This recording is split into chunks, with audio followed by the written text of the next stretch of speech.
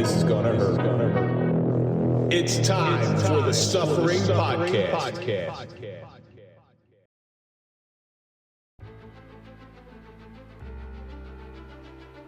As we grow older, the imagination becomes an underutilized skill that was once vibrant in youth. The ability to dream the impossible atrophies and gets lost with the passage of time. Part of the beauty of children is the ability to see the world without limitations and without boundaries. Those that cultivate the mind's ability to create maintain this superpower. They see the world through the lens of possibilities and not just realities, becoming a wordsmith that allows those around them to briefly see and create their own world. Having a visual representation of a story stifles the mind. The dormant skill of creating your own is located deep inside us all. There are some that are there to stimulate this lost ability. I'm Kevin Donaldson, always here with Mike Falaise. Tom Flynn will be sitting in tonight, and welcome to the Suffering Podcast. If you're a fan of overcoming adversity and overcoming suffering, then we're for you, because that's the stories that we highlight, and that's what we like here. So do me a favor, hit that like button, subscribe to the channel, please comment, ring the bell so you can get notified of all of our new content, and now you can join. And of course, follow us on all social media so you can find out what we're up to. On this episode of the Suffering Podcast, we welcome one of our new friends, and that's Keith Sargeant, to talk about the suffering of a journalist. Keith knows how to paint those pictures. I've read your stuff, and you can... So that's what's cool about writing, and that's what I love about writing as opposed to movies. I get to make the movie in my head.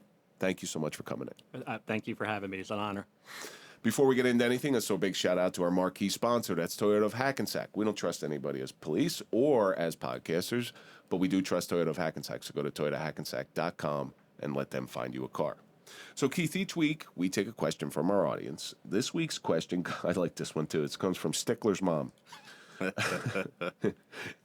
So, the question came in, and maybe it'll take a little bit of explaining. Is it talent, a learned skill, or hard work? So, whatever you do, whatever you do in your life, anything you're good at, is it a talent, is it a learned skill, or is it hard work? It's all three, all the above. You have to be born with it. I don't think there's anything that you can do, in life where you have to be born into it. There's nothing that you could do without hard work, right? Experience. In my mind, like, whatever you do, you're only going to get good at it, by doing it more and more and more. Experience. There's no substitute for experience. So I think it's probably all three, but again, I think that you have to be born into it. I think whatever you are, I think so many jobs I think you were born into. Tom, what do you think? Yeah, I'm kind of in the same boat there. I think there's actually a fourth ingredient, and hard work, I think, is coupled with discipline. There's no substitute for discipline.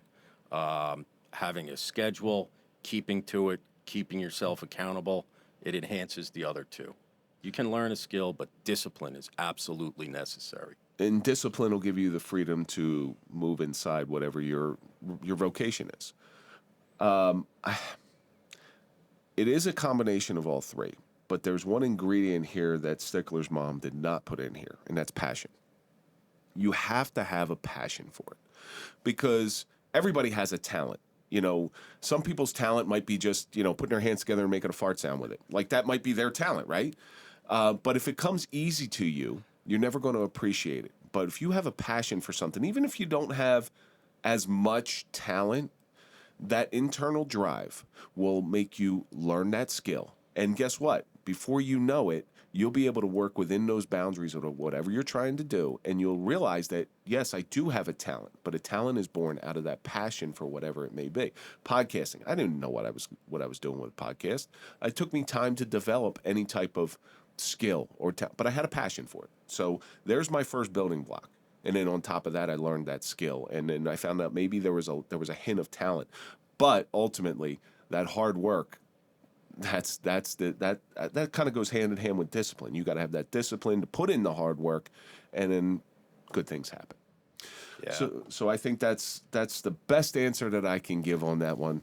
But I will say this. So I have met some people that are really talented at certain things, athletics. Okay, so yeah. You were a football writer. You've seen this more and more, where somebody will be ultra talented at football, and They never have to work at it. They're always the best at it. And one day, they're going to be met with that obstacle. And that talent is not going to take them past that obstacle. And you're going to watch them quit and you're going to watch them fall because it's always come easy to them. So, Stickler's mom, thank you so much for sending that one in. Keep sending in your questions, and we will try to get them on the air. And while you're at it, go to 234 Franklin Avenue. Go over see Gus at Cubita Cafe. Tell him the Suffering Podcast sent you. You're going to have some of the best food you ever had from a classically trained chef. And one thing about Gus, he's not in the food business. He's in the people business. So go over see Gus at 234 Franklin Avenue in Nutley, New Jersey, to the Cubita Cafe. And once again, tell him we sent you. So Keith, you had the interesting opportunity to come in and sit with Andrew a while back when we were recording the episode 188, The Suffering of Mike Falaise, and you watched us in here doing our thing. And now you're back so we can sit and talk about you because you and I, when we first met, we sat down in a diner, of which I got stuck in traffic with. It made me crazy. I never am late for anything.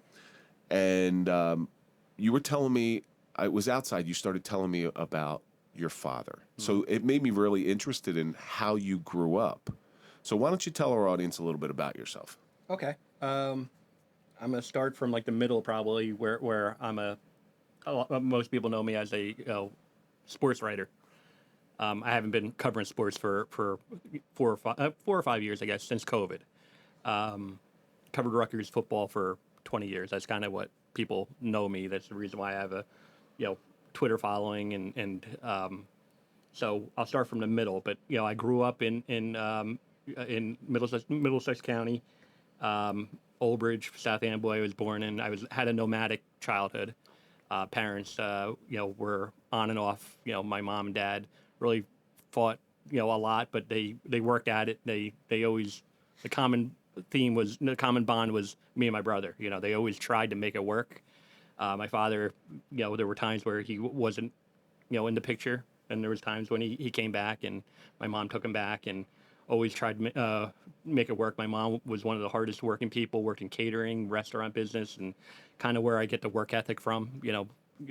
Learning from my mom, she would raise us and always have food on the table when we got home, but then she would have to go to work at 4 o'clock and work in a seafood place until 11 o'clock, midnight or whatever. So your mother did whatever she needed to do. Always to put food on the table and to pay the rent and whatnot. My dad was a Vietnam veteran who, in 1981, when I was 6 years old, almost died. He had liver disease. A lot of people associate liver disease with like alcohol. Didn't really drink much at the time. He had it from Agent Orange. He as I always say, he served in the shit. Served in Vietnam in 68, 69. But there was no bugs. Oh no, there were bugs. But that's so the Agent Orange. It took me a while to learn that. Yeah. Agent Orange was laid down to try to kill some of the bugs in there. And defoliate. Downside, cause cancer. A lot of people got cancer because of Agent Orange. So he got hit from. When did he serve? He served in 68, 69. Oh, right in the middle of like the Tet Offensive and like some of the some of the worst fighting. So his the on again off again relationship between your mother and your father, did that have to do with his wartime experience? No doubt. And as a kid, you don't know that, right? I mean, I love my dad, and my dad was, my mom kind of resented him for a long time because he was the hero. She was the one working and doing all the stuff that she needed to do, and he was the one who would take us to the, get baseball cards and comic books, and he was a fun guy, right? The fun time. He was Disneyland. He was the grandparent. He was the grandparent. Correct. Feed him, get him sugared up, and send him home. Looking back on it, he didn't really hold a job. He was he worked in the post office, delivering mail after Vietnam, worked in a couple of warehouses, but for the most part, I never really remembered him working until maybe in like the early 90s or whatever. That's when he kind of had to, but for the most part, he never really worked. And my mom was the one who was, basically, breaking her back, literally breaking her back. She had back surgery in the 90s, and really her life, went downhill after that. But yeah, my dad, you don't look back on it. It took me, well after he died to kind of put the puzzle together. I know you're probably going to ask, a little bit about the story I did on my dad, but it took me a long time to kind of figure out, there was a reason why my dad, I mean, he was thrust into a war at 18, 19 years old, and saw stuff, that no one can even imagine. I mean, Well, think back to your 18-year-old self. I do it all the time. I think back to my 18-year-old self. I wasn't prepared to see any of that stuff. no doubt. And these guys just, keep going, push through this awfulness. And then when they came home, and very few people realize that, they see Sylvester Stallone, right? So they see Sylvester Stallone, he's Rocky and everything. But when he first made Rambo, like Rambo was a really revolutionary movie. And I understand that there's a lot of fiction behind Rambo, but the core of Rambo is Vietnam vets came home and they didn't feel like they fit in anywhere. Nobody wanted them. They didn't feel good about what they did. And now they're trying to adjust and normalize themselves in life. Disposable heroes, right? Right. That's a great way to put it. Disposable heroes. Did you ever see any outbursts from your father or any signs of that post-traumatic stress? No, but he had a drug problem, pills mostly. I never remember smoking pot or anything like that, but I didn't know the extent of it until years later. But cocaine and some stuff like that. But yeah, mostly pills, mostly anything you can really get. But for a very, very long time, he had a drug problem. And What kind of pills? We're talking Percocet, and anything in that realm. And that's God. And what's the years that it really 1981 is when he got sick. Kind of brought him back. My mom was the hero. I wrote about that in the in the story I'm writing about it in the book. That basically they read him his last rites, and South Amboy Hospital kind of gave up on him. My mom stood on on his chest. You're not going, and really in a time where you didn't really have all that the information at her fingertips. Called New York, every hospital in New York, every liver specialist in New York, got him on a helicopter to Mount Sinai, and within a couple months brought him back to life. And we got another 25 years out, 24 years. He died in 2005. So my mom saved his life in 1981.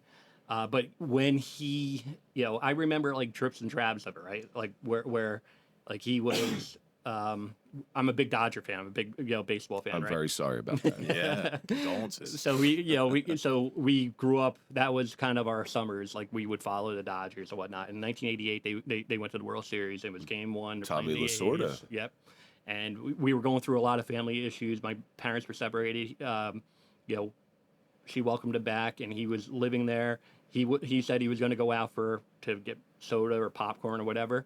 Like right before, maybe during pregame, be right back. Never came back. Really? So you remember the Gibson home run, and Sure. and Yeah. so Yeah, we're he could all, hardly walk. Yeah. Yeah, he had like a bad thigh bruise or so something. we're all like just like we couldn't believe it. It was one of the great sports moments that we could never remember. And he walked in like right when it happened, so he missed the entire game. Like he said he was going to go out for milk and whatever. But How old were you at that point? oh God, 88. So I was 12 or 13. All right. Yeah. Through a child's eyes. Yeah, so but you don't really put two and two together. I mean, my mom tried to hide it as much as she could, but Your mom's the hero. Yeah, no doubt. Your mom's the hero because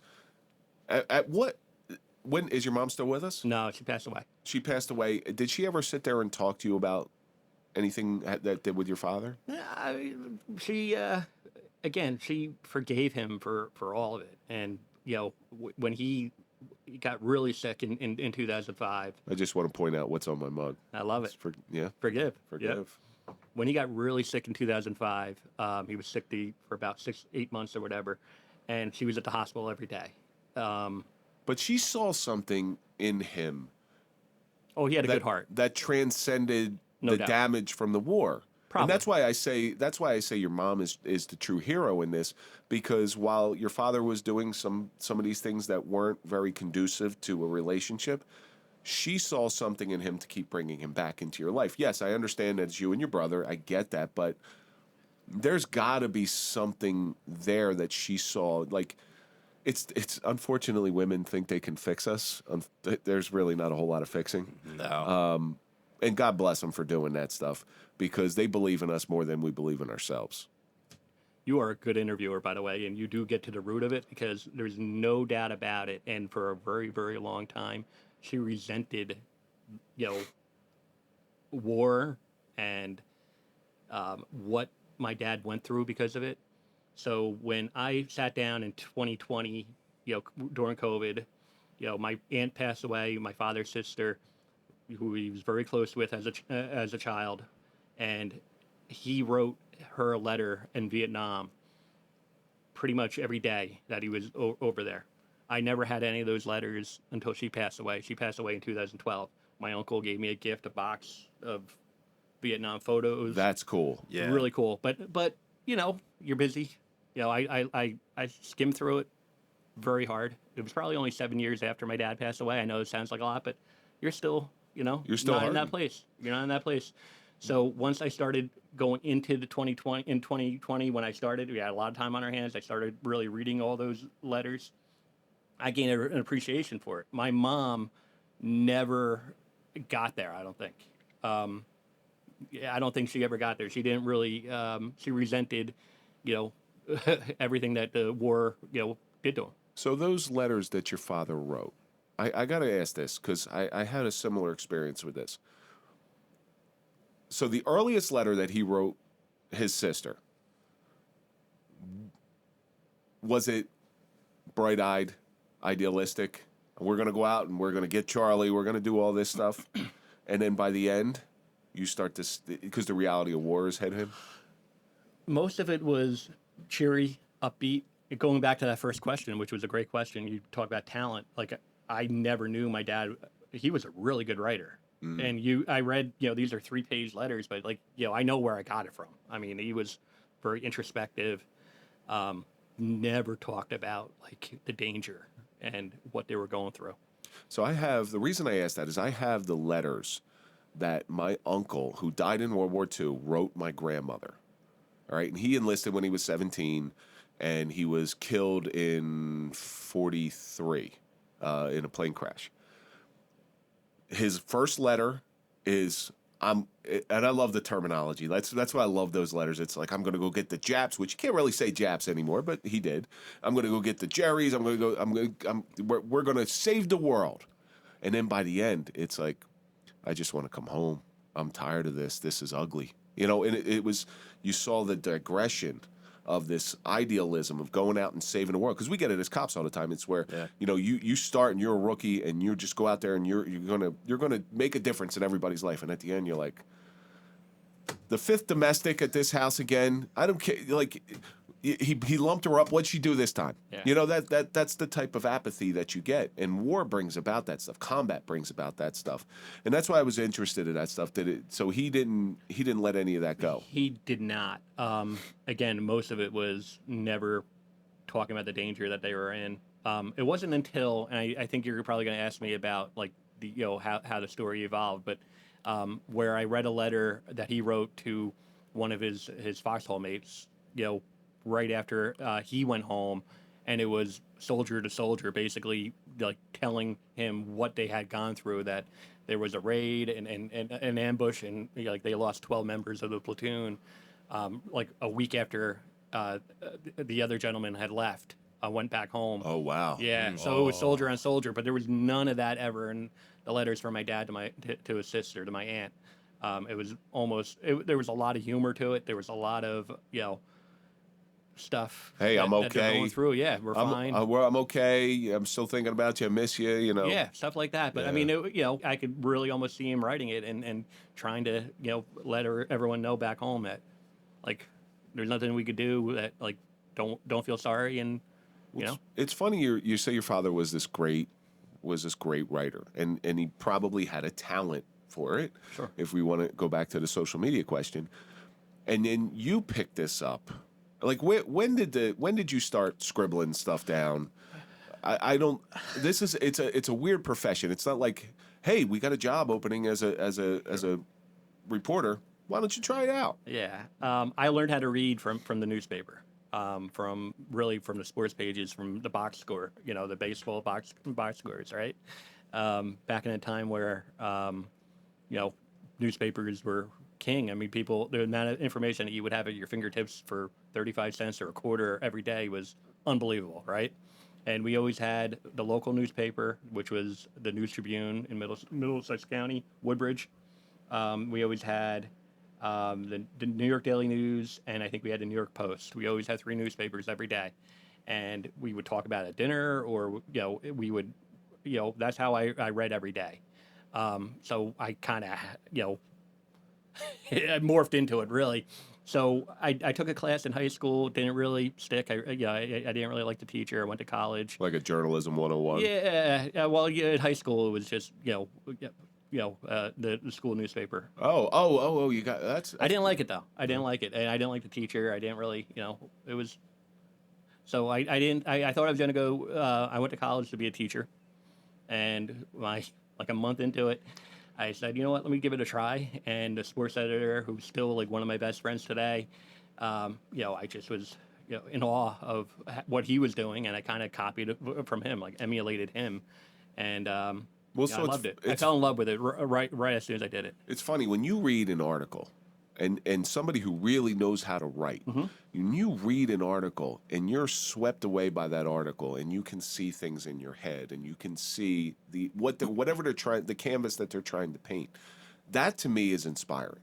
Like I'm like, wow, that is unbelievable. It's I was that way with Shakespeare, right? So in college, I like you, I wanted to be a teacher, and I was heavily involved in all forms of Shakespeare, and because I could see it in my head, and I could play that movie in my head. But with the paper, so it's funny. Most important person in my world is my grandfather, and he had an 8th grade education, but smartest man I ever knew because he read the newspaper every single day. And I can still see him sitting at his table with his coffee cup here, and he'd stir his coffee, and he'd hold it up like this, and he wouldn't drink his coffee, he would just stir it until one day I'm watching him stir his coffee, and the bottom drops right out. He stirred the bottom out of a coffee, reading the newspaper. But it's a lost art that we don't have anymore. No doubt. Because there's no newspapers in the houses. Everything's at the tip of your fingers on your phone. No doubt. And the dinner table conversations, right? Like Yeah. learning, like that's something doubt. that's sort of fading into obscurity, and those letters could have, No if, doubt. if not, but for being saved. Yeah. So Without question. did you start writing for the college newspaper? I did. All right. Yeah. What was the first article you wrote? It was the men's soccer team, and it was a little of a controversy. There was a goal that was taken off the board. They called a penalty. It wasn't even offsides, but it was a penalty in the box, and they wiped away the goal. And I guess I had the instinct for it because I was able to kind of know what the story was, and I talked to the coach and the player who did, who committed the foul, and the sports editor was like, "Well, like this is unbelievable," and I don't know, it just kind of took off from there. So you write for the school newspaper the whole time you're in college, Yeah, and did it just click and like, okay, this is what I want to do? it did. I was working at a Target over in Edison, the first one in the state to open. They were like from Minnesota, and had a pretty good job. I was like a manager, like hired to be a manager, and I was making probably 27 grand, which at the time was probably more than most of my friends were making. And I did it for about 8 or 9 months, and I hated it. And I said, I gotta commit to the sports writing thing. My father thought I was nuts because I got offered a part-time job at the Home News Tribune, covering high school sports, and I think I took it for like 14 grand. And I was still going to school at the time. I had transferred to Kane. And my father was like, "What are you doing? Like, you're giving all." I'm like, "This is what I want to do." That's where the passion comes in, right? No doubt. That ingredient of passion. It could have been snuffed out by that teacher, Yeah, right? Like that could have doubt. been where the story ends, but you kept going. That's a great point. So sometimes you got to take a hit in order to get to where you want to go. Yeah, you got to make that sacrifice, because otherwise, let's say you were to stay at Target and you work your way up to middle management and your salary gets better. Now it becomes much harder to go follow your dream. It's much easier to follow a dream when you're younger. But being a writer is not the job There's not a whole lot of those jobs out there.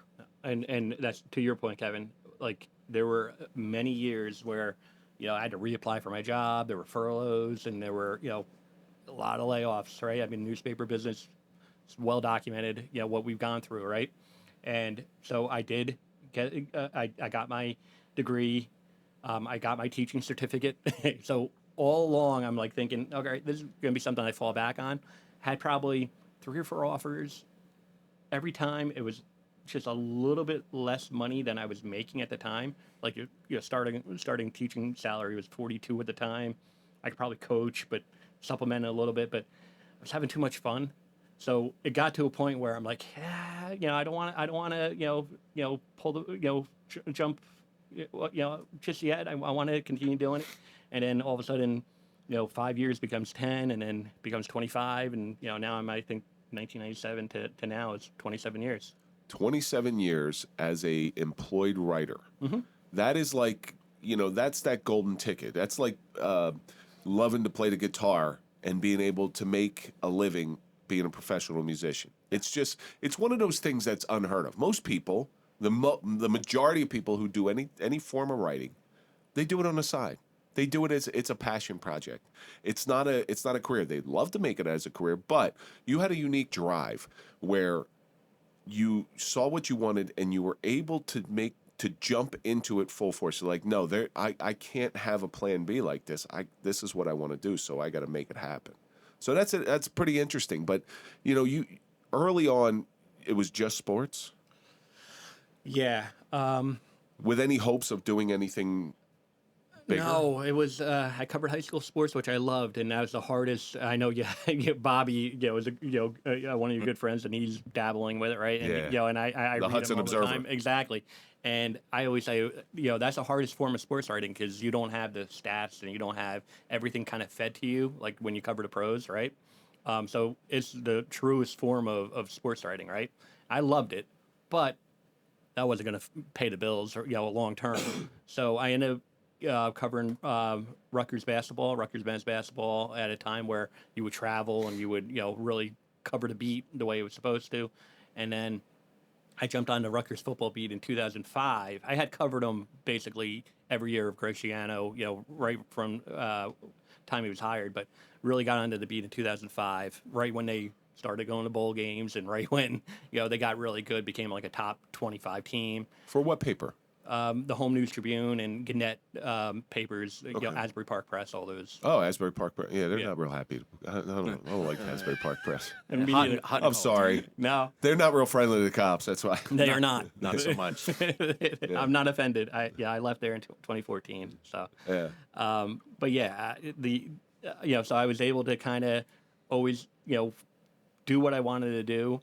But, to your point, 2020 comes and COVID comes and, for that time there was no sports. So I was one of 2 sports writers who they moved over to cover news, and that gave me an appreciation because I'm in the hospital now talking to frontline people, doctors and nurses, and I'm doing stories on mental health and like the impact that the pandemic was having on on suicide and on people who were really struggling with mental health. I'm doing stories on all sorts of like real world heroes, right? That kind of once the pandemic happened was over, or like once sports came back, they tried to move me back, and it just it was the end of 2020, and Rutgers had gone to a bowl game, the Gator Bowl. And I remember walking out of the press box that day. I'm like, I told a colleague, I'm like, I don't think I could do it anymore. Like, it just. Unless you're writing like a story like The Blind Side, like a human interest piece, because now all of a sudden you're getting into news where it's human interest, right? And there's no knock against like what sports writers do or what sports is, because sports is a great escape, right? Mm-hmm. But it just wasn't at that point. I had too many real world experiences. I thought I had more to offer to be able to kind of tell other stories that were just bigger and more important. And you're like the popular guy when it goes to college. When you go to a college game, you're like the popular guy. You're the guy that are like, oh yeah, he's the reporter. No, because I mean Rutgers. If in 20, right after Greg left, and then a couple years they had they were okay, but then they had a lot of controversy, a lot of scandal, Yeah. a lot of player arrest, and Well, a lot of Don incompetence. Imus didn't help the women's They basketball did not. team. No, Not so much. They had a lot of incompetence, but I was the one breaking a lot of that. Oh, wow. Not necessarily a popular position No, either. so yeah, exactly. When you're breaking news, that's the fans are, what's the word of fans? It's fanatical, right? I mean, fans are passionate about their favorite teams, and so who do they blame? They blame the messenger, and so yeah, there were times where I would shut off my Twitter or I deleted my Facebook, and yeah, I mean, had to. There was one instance, and again, was never about me, but my editor is reading like the forum and and like all my subtweets, and he said, we're gonna send like security to your house because it was Oh, you were getting. yeah, you it were was getting death threats. it wasn't good. But again, nothing compared to what real journalists have to go through. So I imagine not if a big deal. If you're getting death threats, you're doing something right. Right? Oh, no, well, there was never a story, and that's what people didn't understand. After, we would break the story, then the school had an independent investigator, look into it, and then they would come out with a report that would echo everything that we reported, and you feel, on one hand, you feel a little validated, but at the same time, you feel like the fans finally realized, okay, it wasn't them, it was The our dynasty. head coach who was Yeah. trying to change a player's grade, or trying to keep eligible 9 guys who had broken in, had done a bunch of crime, went on a crime spree on campus, and tried to keep them eligible. And Well, that happened all over. oh yeah, Oh, no God, doubt, yeah. no doubt. I went to college in the 90s and played football. Yeah. And I will tell you, I will tell you that our quarterback was the first one to take our piss test, and there was a big gulp cup sitting on top of the toilet, and he didn't piss for like 3 days because that whole thing was filled up, and everybody go in there just like this. Oh, by the way, you all have diabetes. But there's unethical behavior, especially at a high level of sports, is very, very common. Do you remember, just on an offshoot, do you remember a name, Damon Hayes? Yeah. All right, so Damon's been in here. Oh. He lives over in Jersey City. Wow. He's a friend of our friend Mike DePalma. Yeah. It's a shame Damon never. He's got a real great story, but he got out of football and he's doing movie producing. Is it really? Yeah. Wow. Yeah. I'm real interested in your process, like your process for writing. It's a job to you. So most people, like I said, will write on the side. So it's sort of when they fit it in, or when they get a little bit of inspiration, they'll go and they'll write it.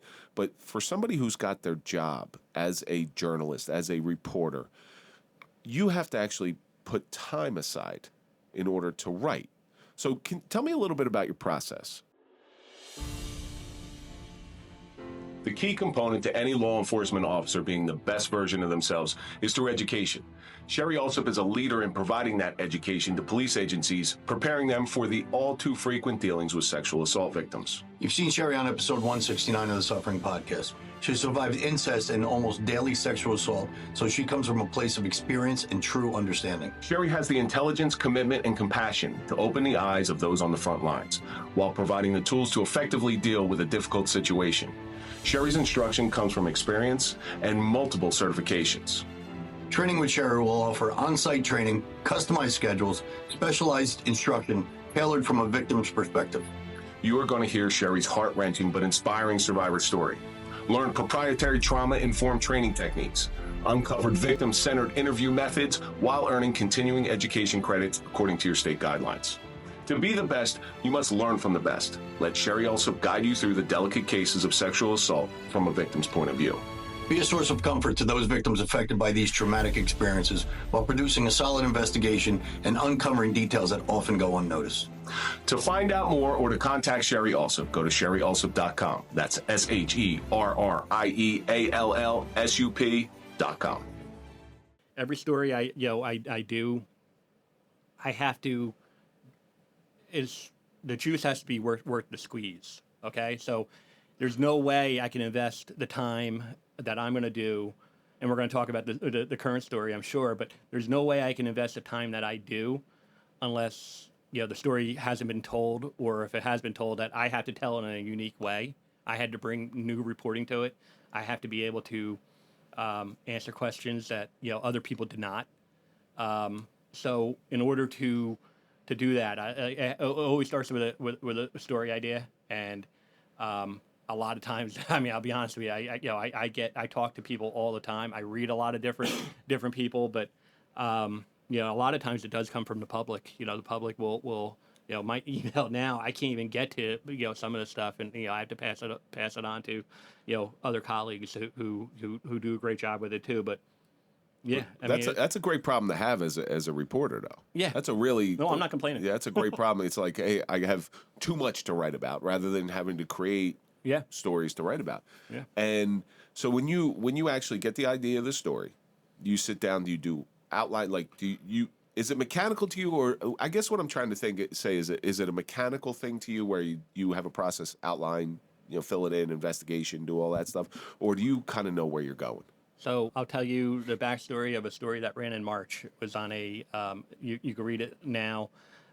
It was on a mentally challenged guy from Somerset County. You gave me this. I read this story. It's a fantastic story. So that tip came from, I was at a wake, and there was a cop who told me, hey, listen, the family of this guy has been all over Facebook, all over, like they really want this story told. So look into it. So I did, and then I realized that the Courier News, one of my former newspapers I worked for, had done the story in 2021, and then I read the story, and it was a good story, but you could tell that they were handcuffed by a lot of legal, like they couldn't identify. They really never told you who did it. There's a story beyond the story. Big time. And it wasn't, that journalist's fault, who I know, just saw her in court, a couple of weeks ago. We were covering court together. No knock again. You could tell that they were handcuffed from a legal standpoint. So there was only one way we were able to tell the story that it would be the juice would be worth the squeeze, would be if we can get like law enforcement, if we can get like the family to tell the full story, if we can identify like who had done, basically the Cliff Notes version of the story is 54-year-old mentally challenged guy, was competent enough to have a job with the state, so he made $28,000 a year, but lived at home, had no real expenses, so the money accumulated. Working for the state, you build a pretty good pension, right? So he was worth like $190,000, 25 years into it. His life insurance was worth, such and such. His parents were getting older; they're in their 70s, and so the neighbor becomes, very, very involved in his life, and according to law enforcement, according to interviews, everything that we had reported, he basically bilked them, and started taking money out of his pension, started opening credit cards in his name, had him file for bankruptcy at one point, and then about a year before he died, set him up with this woman who was his cleaning lady, who was from Estonia, Russian. Basically, the way it was told me, she's like a Russian mail order bride, and spoke no English. Give me the address of that one. Yeah. And they end up getting married. We were like completely. The family was like, they had no idea. They got married on a weekend in New York. Comes home and he's still living at home. He's like, I got married. They thought it was like maybe an immigration thing. So little do they know that 8 months later, they're, according to law enforcement, according to interviews, basically putting antifreeze in his smoothies. Slowly, over like a 2-week period. Unbelievable. He started turning gray, and he died in June of 2014. Again, all of this has been investigated. It's been a homicide investigation, in Somerset County Prosecutor's Office for 10 years. So it's a fascinating story. You could write a book on it. And we were able to tell the story because we had the family, we had law enforcement documents, we had so much information that we were able to tell the story. There's no way, I think it was 12 months or 13 months of my life doing, I did door knocks. I talked to, people involved with the church that they were, that he was involved with, and there's no way I could dedicate that type of commitment unless it's worth it. Unless I could tell the full story, unless it's You could tell a the compelling truth. story. Yeah, 100% truth. That's so you're a detective, right? So that's pretty much what you're doing. You're doing detective work. Yeah, I would. Yeah. Because a detective is not looking for partial truth. They're not looking for this part, like just this part. They're looking for the entire truth. That's what you're looking. Seems like what you're looking for. Now, this one in particular was, I don't recall this. Was there a prosecution in this? They have not brought it to grand jury. So it's been an active. Wow. It's been an active, open investigation. Now, the local police department they've done all the heavy lifting. Yeah. And they are very, very haunted by the fact that it has not been indicted. It has not been brought to the grand jury. That they have the two suspects that Who were walking free? no doubt. And we don't get what we get without getting, law enforcement to tell us some of the nuts and bolts and what was going on. But the prosecutor's office, again, really hard what they do. Okay, that is not, they Somerset County was involved with right during that time. They had the John Sheridan murder suicide, which was a high profile case. They had a lot going on. 10 years is an awful long time, and you guys probably every cop, every criminal justice person, every expert we've interviewed during the course of our reporting. Even last week, I talked to someone who was, very familiar with, prosecutors and 10 years, open, active investigation. No one could remember, because it becomes a cold case. It becomes a cold case, but they haven't declared it a cold case. They never closed it. It is, according to the prosecutor's office, an open, active investigation. But it's not active.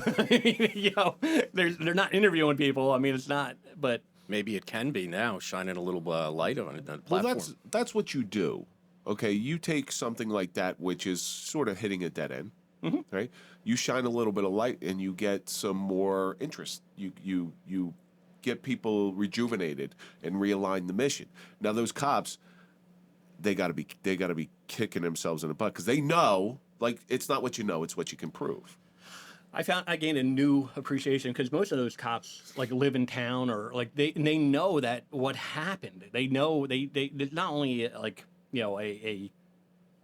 they investigated and all their hard work is for naught, but they live in that town and they have to drive by and know that two people got away with not bilking someone, not the financial crimes, right? I mean, stuff like that doesn't get prosecuted all the time. There's, stuff that falls through the cracks. I mean, It's a murder. Homicide, Yeah. the murder. And it is befuddling to a lot of people, locally. And I know that's a big interest too. So that story probably did very, very well. It did. All right, because that's a true crime is always real interesting. It's still interesting to me. I'm 11 years gone from the job, and I'm that guy watching on YouTube when the detectives bring the guy in the box and they're interviewing him. I watch it all the time. Yeah. And they're like, the detectives are so good in the way they ask the questions, and they have all this information, and they're just trying to get him to confess.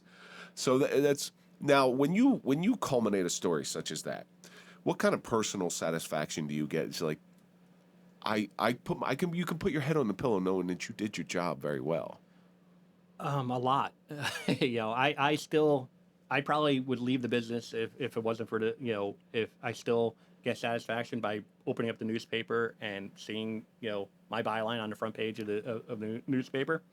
So that's one aspect of it. But the other aspect is the family, right? The family who read the story, they ended up buying 70 Star Ledger newspapers that day and hand delivered it to everyone in that small little neighborhood, put it on their front step, basically, this happened here and, you need to know about it because that story, had so many different obstacles that we had legal issues as well with that story. So at one point, about 10 months into the reporting, we had to cut bait and basically had to call the family and say, listen, I don't know if we're going to get this over the finish line. There's too much we're dealing with from a legal standpoint. That's frustrating. And they were so disappointed, and to have that conversation right before the holidays, it was brutal. It was absolutely brutal. And then once you land a story like that was so successful and so personally valuable to you as a journalist, as a reporter, you're only as good as the last story you wrote. That's the problem, right? That's the big problem. You could win a Pulitzer, you could do all that stuff, but now what's Keith Sargeant going to do next? So, like, where did that ever pop in your mind, or are you sort of relishing in that victory a little bit? No, no doubt. I was onto the story that that I talked to you. The reason why we met is like, okay, my editor had a phone call and said, "What do you want to do now?" And the one thing that really bothered me, haunted me, dealing with as many law enforcement sources that I've dealt with in the last 4 years, and knowing what they go through, and knowing that suicide is just like it was almost. I felt like every couple of months, every couple of weeks, really, I was opening up the paper and seeing another cop, committed suicide, and I was like, well, why is this happening? Well, so I'll tell everybody the story of how we got connected. Sure. You had reached out to, I believe, Stephanie Samuels. Yep. And I was on a train going down to Washington, D.C., or I was actually coming back from Washington, D.C. We got disconnected like 4 times. Right. And, Stephanie had said, hey, I need you to talk to this gentleman here. And we spoke. We got all that stuff down. And then we go and meet. Now, when we met, here's the funny thing, and this is a little foreboding and it's a little ominous. Mike had not taken his life yet. No. We were talking. I just came out with my book, and we're talking about that stuff. And I told you a little bit about my story, and you read the book. And then, so you think the story's going one way, and then all of a sudden this tragedy happens, and then the story takes on this whole different light. No doubt. It was crazy. And you had asked me for a couple different sources, and I gave you the people who I thought would give the best insight. Tom, I'm sorry I couldn't give your name. No, Tom, I gave your name. Yes, and we spoke. Yeah. I imagine that happens a lot, where you start with a concept, and the story sort of morphs into something else. Is that kind of what happened here? So, my daughter is probably 4 years old at the time. So I had to have been, she's 19 now, so 15 years ago. I remember, during pickup, one of the grandmothers of picking up one of my daughter's classmates in school was like really like crying. Basically, what had happened was someone she was very close to, who was a state trooper who lived in Keyport, where I live, or was from Keyport, committed suicide. I knew him a little bit from, like, I always work out of a coffee shop, and he would come in there and we would chat. He would talk sports or whatever, and like we chatted a little bit, but I didn't know him. A lot of people in town where I lived, very close knit, small community, were it was, I never forgot it. And it was one of those things where I never wanted to write about it, obviously, wanted to give the family as much space as possible, but it was something I never forgot. And then again, dating back to where I actually have an opportunity to like pick my next project, that's kind of what I wanted to do. Not a lot of people, because it's a hard story to tell, and I knew it was going to take a long time to do it right. But yeah, it probably started from that 15 years ago. With this particular story, and this story, hopefully, if we timed this correctly, the article should come out in, can I say the name of the newspaper? Sure. It comes out in the New York Star Ledger, and it's about this suicide issue with inside law enforcement. It should come out right about the time this airs. We hope. Hopefully. Yeah, we hope. As long as Tom doesn't stop suing us and holding it up. Full disclosure, very open. How many sources did you have to go to before you figured that you felt like you got a full picture of everything?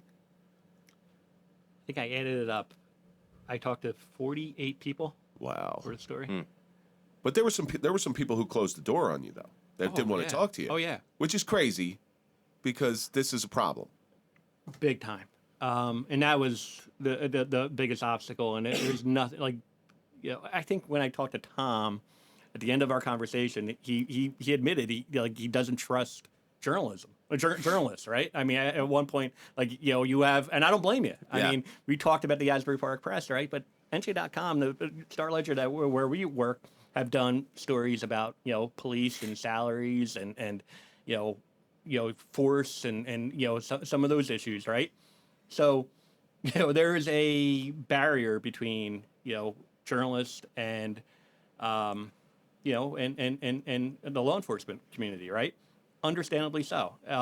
I came up in a time it was a little bit different where like you would rely on a lot of cops to give you information because you knew how hard they were working, but at a time where there was more of a trust with with the media. Well, the Asbury Park Press printed all our salaries. Like that was the beginning. Oh, yeah. Of it. That was the beginning of it. We were like, hey, what the hell, man? That's not a real big trust builder right there. No, there's no doubt, and there's no doubt. But so when we were going through the this and I would have a standard try to talk to as many people as possible. It was really hard to talk to police chiefs and people who ran the departments, right?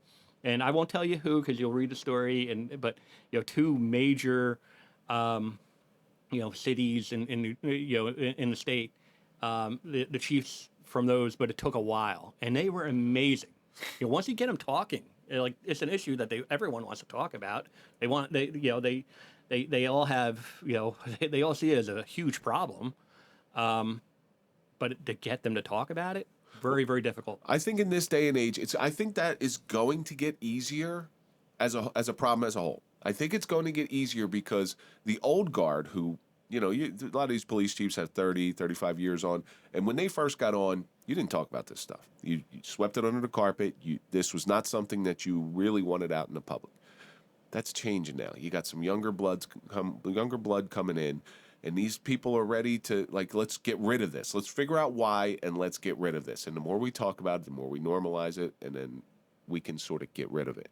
And so out of this story that you wrote, what type of fulfillment or what type of resolution, I don't want you to give away the story. Oh, yeah. But what type of resolution internally did Keith Sargeant get from this article? A few things, okay? One, it gave me an appreciation of what police officers go through. I think we talked about it before where, the average person, does not see death the amount of times that they do. And it could be I would ask anyone listening to this how many times that you drive by, you're in traffic and then you're driving through and then you look over and you see what the traffic, what the accident was, and that it was bad.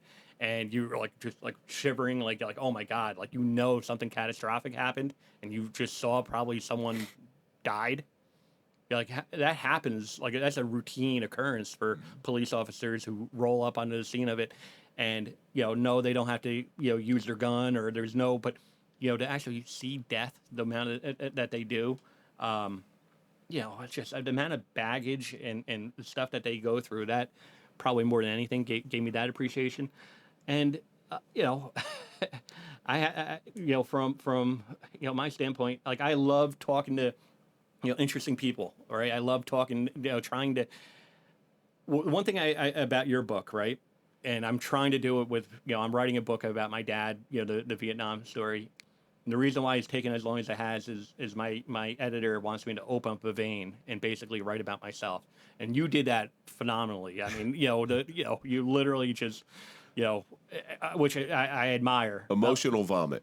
100%. So when you get, the police officers who we talk to actually open up about it, it was like opening up a vein. I mean, it was really emotional stuff. So I love telling that story. Very important, I think. You mentioned before the distrust between law enforcement and journalism.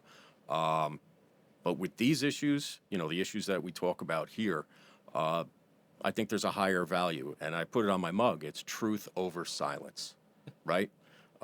In some ways, we're both fact finders. We're investigators searching for the truth, and the silence is not an option with the things that we deal with. So you touched on that death, right? So we see death a lot. When you see death a lot, you start looking for differences, right? So you see, how many people died in a car accident, where you start picking up on just the differences between the dead bodies. Oh, wow, look, nipple rings. I'm dead serious, and that's just a real thing. Oh, wow, look, nipple rings. Oh, geez, I didn't think anybody could fit in a part. Oh, wow, he shit himself. This, I know as sick as that sounds, You want something The coping mechanism. different inside each death just to make it feel real again, because it doesn't feel real anymore. You become very desensitized to it. You become very shut down. It's not a healthy place to sit. Yeah. It really, really isn't. Yeah, You're seeing people on their worst day. I mean, people are not calling the police to get their cat out of the tree. They're literally their worst moments, like domestic violence and the worst times to see people. Like, you have to deal with that. You have to sift through it, and you have to. It's brutal. I've never been called once to tell by a resident to say that their kid graduated high school. No celebratory events. Nope. So this article is coming out. Do you have something picked for your next project? Maybe, but yeah, nothing concrete. I mean, if you have any ideas, every once in a while they'll rope me back and they cover Rutgers, because I'm still plugged in with a lot of, like, I had to do a lot of NIL. The big thing in college sports is paying athletes, and I had to do, some NIL stuff. So again, we talk about the mental health side of it. I had just done 13 months on the mentally challenged guy, basically covering, investigating a homicide, to do suicide cops. I mean, there's a chance I might try to do something a little bit more uplifting and try to find, some. It's hard to. We do that in here. Get too close to the sun. We do that in here. So we hear a lot of stuff in here, right? So we'll hear this after this. Every once in a while, I have to bring in. There's a group of people who I bring in. I'm like, all right, let's just have some fun. Let's just release some energy, have some fun. And it always comes out to be a great show. And guess what? I'm rejuvenated. I'm realigned. I'm ready to go do my job again. And I love that stuff. So where can our audience find you? Oh, by the way, before we get into that, this book about your father. Yeah. Any light on the horizon when that's coming? I signed a deal right after the holidays, I guess around the holidays in 2021. It's been a unbelievable process of talking to other people who he served with, his lieutenant and other people. What I did was when I got those letters and I got all those photos, like, I don't know how many people would have done this, but the journalist in me would look at all those photos and see the names on it, and my father would write their names and actually where they were from. And I end up investigating, I'm able to find people pretty easily, get their phone numbers and be able to kind of find people, track people down. So I reached out to probably a dozen, people who my father has served with. And one of them, Nick Martinez, lived in Michigan, called me, in April of 4 or 5 months later, and told me basically, my father saved his life in Vietnam. And wow.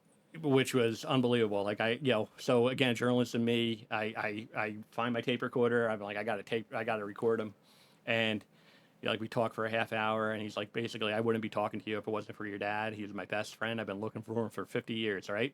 So Nick, right away, I went out to Michigan, met his wife, and he was a big part of that story, and he's a big part of the book. And I'll tell you how much of a hero this guy is. We talk about heroes, right? Nick, Bronze Star, like, he was like very, very, like, he had multiple Purple Hearts, right? And about a year and a half ago, I had no idea. I'm just one day, I'm like, you know what? Because I hadn't talked to him in a while. It was like kind of a morbid type thing. I'm like, hopefully he's okay, because I had texted him. He didn't get back to me. And I just wanted to make sure, like, I just was hoping that I wouldn't find like an obituary. So Nick Martinez, Michigan, an M Live story came up. And basically Nick was in a supermarket in Michigan where he's from. He saw a mentally challenged guy, deranged guy, wielding a knife in the aisle of the supermarket, wielding it at this kid, like an 18-year-old kid. And Nick got in the middle of it, got stabbed himself, and like punctured his lung, saved the kid's life. The person got arrested and ended up doing serious jail time. I did not know. Like, I talked to Nick probably 4 or 5 times after that, between the time that happened, and I had no idea. And it took me Googling him to find out whether or not he was still alive. So then I called him right away, and he picked up. I'm like, dude, what the heck? In much the same way journalism and reporting is in you. Yeah. Is Nick's? There's a hero in him. Like whether he's got to be in his 70s now. Oh yeah, 77. So that's his thing. So you got to remember, Vietnam is our fathers. The average Vietnam guy. I mean, if you were in at like 74, you're in your late 60s. Yeah. So most of them are mid 70s. Yeah. Even bordering. Yeah, and they're not doing a whole lot of them aren't doing great because again, my father, what he had, the Agent Orange, caught up with Nick, caught up with a lot of other people. It's a real thing. I mean, for a very long time in the government, you did not want to acknowledge that that they dropped pesticide on people and poison. Dioxin. Yeah, exactly. Hopefully Vietnam one day will become as popular in memory as World War II. That's the problem. And we talk about like some of the, like my father never talked about it, never talked about his experience. The reason why I have that is anytime I would try to talk about, like I see a war movie, I would try to ask him, change the subject. Let's go get some ice cream. Let's go get some ice cream. So he would always, he wouldn't talk about it. He buried it. But he was not unlike a lot of people. But you talk about World War II, Band of Brothers, and all these different, movies and, that are just incredible, right? It was a popular war. They came back, parade, and, they were heroes. Sailors kissing a girl in Times Square. Yeah. Nick told me, the first story he told me was when he got back, he flew into San Francisco, and they threw fruit at him, pineapples and bananas, and, it wasn't his fault. He was over there. He got drafted into it. Like he didn't want to be there himself. But look what he did later in his life. Now, Nick, I think the byline is once a hero, always a hero. Yeah. Right? Yep. No matter the reward. So one day we'll get there. When the history paints them in the proper light. Just like the guys who went over to Europe, they didn't want to go to Europe. They really didn't. We've had them in here. Yeah. They didn't want to go to Europe. But guess what? They did. They did their duty. They did what they were told to do. They did what they felt was right. And the same guys over in Vietnam. And listen, they had to do all sorts of stuff, but that's war. Unfortunately, that's war. So where can our audience find you? Oh man, it's funny. Like when I cover Rutgers, like I would write 4 or 5 times a day, sometimes. Now, like my stories, my bylines are few and far between now. NJ.com, whenever, you'll go to NJ.com and you'll find me there, occasionally, and then Twitter, X or whatever it's called now. Yeah, I don't tweet a whole lot. I'm very I got burned a few times where I would have an opinion on something and then never goes well. So I'll choose it very, very like if I tweet it, it's normally like a shout out to someone. Yeah. But Twitter is K Sargeant NJ. That's my handle. Well, we'll put that in the show notes as well. As hopefully we'll have a lower third if Andrew does his job correctly. So, Keith, we're coming to the end of this thing here, and I don't even know how to bring this up because you're where everybody wants to be. All right, you've made a profession out of a passion. Okay, but I'm sure it wasn't easy because the stories that you cover, you become personally invested in them, and you sort of take on some of their pain. It's a lot, not to any extent that you do, but we do the same thing in here. So I understand that, and there's some suffering involved in that. I don't know how much you take with you, but I do know that what you report and what you see and your process as a journalist and a reporter, there's some suffering involved, but it has to have taught you something. And I always like to know what it taught you. I didn't take my work home. If I had one regret in life, or if I had one do-over, it would be to have a job where I could turn off the computer or turn off my phone, when I get home. I can't do that for the longest time. I was always on deadline. Even now, like if a source calls me, I feel obligated to talk to the person. Doesn't matter what time. I'll give you one instant, during the course of my reporting with the other story. One of the sources who took a very long time to get them to talk and they had vital information. We finally got him to talk, and we talked to him probably around 7 o'clock that night. 3 o'clock in the morning, my phone, was on my bedside table, rings. It didn't wake me up. It was on vibrate. Something happened where I do hear it, and he was basically like, the voicemail message was like distraught. Like, I can't believe we feel like we're our lives are going to be in danger, and I had to talk to him for an hour that night. At 3 o'clock in the morning, talking to them literally off the ledge, not literally, but talking to them, trying to bring them comfort, trying to tell them it's going to be okay, it's going to be okay. And then I go back to bed, and my wife clearly, I woke her up. It's like, really, 3 o'clock in the morning? And I get, that would be, the part I've always said before when I was a sports writer. I had the fun job where, going back to what you said before, where everyone want to talk about sports. Okay, I covered 2 Super Bowls. I covered, the Yankees and the Jets and the Giants. I covered a lot of professional sports for a time being.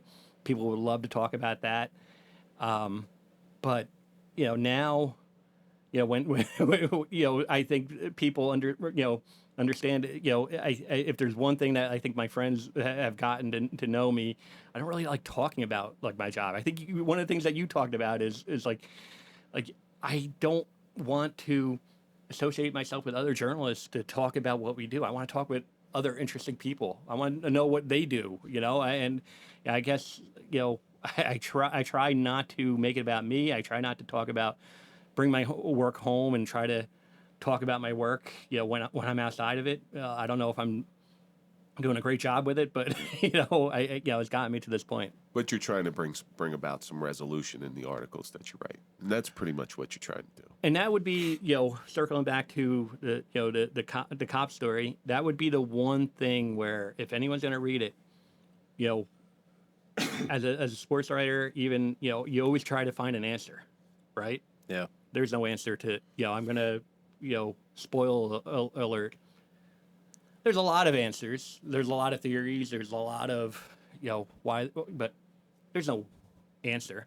There's no like, it's happening because of this. No, it doesn't happen that way. So, and that's hard as a journalist when you set out. You're like, okay. But you may be the start.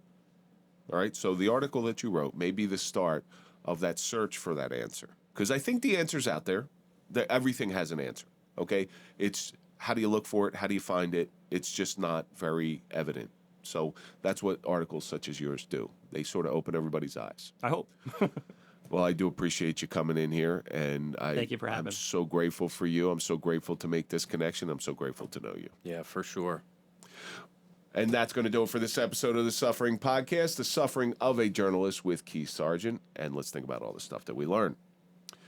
You have to look in every direction for a hero, because you never know where you're going to find them. Don't take your work home with you. Sacrifice to follow your passion. Open the vein to get your best work.